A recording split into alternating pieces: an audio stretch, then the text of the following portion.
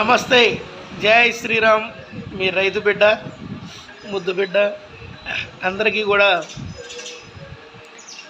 భద్రాచల సీతారామచంద్ర స్వామి దివ్య ఆశీస్సులు ఎల్లప్పుడూ ఉండాలని కోరుకుంటూ,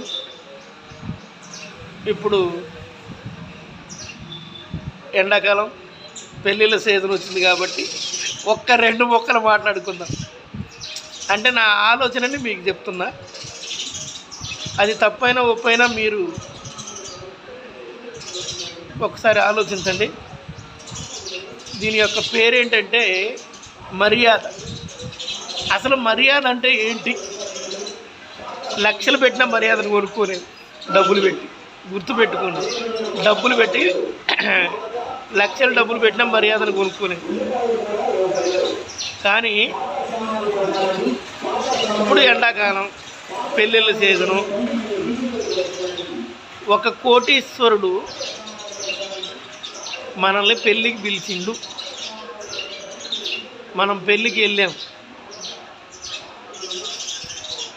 సరే, కనపడడం అంత బాగున్నారా ఏంటి, అంత మంచిగా, సరే భోజనం చేసేయాలండి, కొద్దిగా పెళ్లి పనులు బిజీగా ఉన్నా, కొద్దిగా పని మీద ఉండాలి అని చెప్పి సున్నితంగా పలకరించి వెళ్తాడు. సామాన్యుడితోటి మాట్లాడే మాట ఇది. తర్వాత సామాన్యుడు, ఒక మధ్యతరగతి వ్యక్తి, ఒక నిరుపేద, అదే కోటేశ్వరుని పెళ్ళికి పిలిచిండు.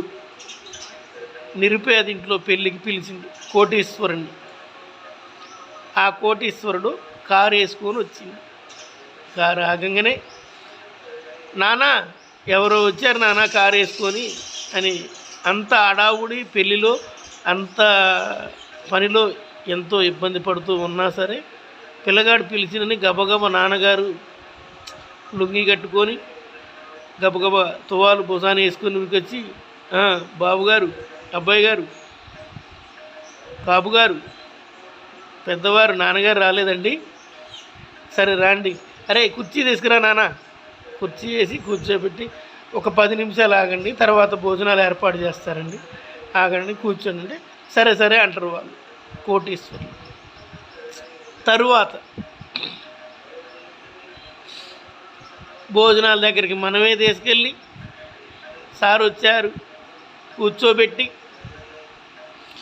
కూరలైతే కూరలన్నీ కూరలు తెచ్చి ముందే పెట్టి, అదే మటను చికెను అయితే మటను ఒక బకెట్ తెచ్చి దగ్గర పెట్టి,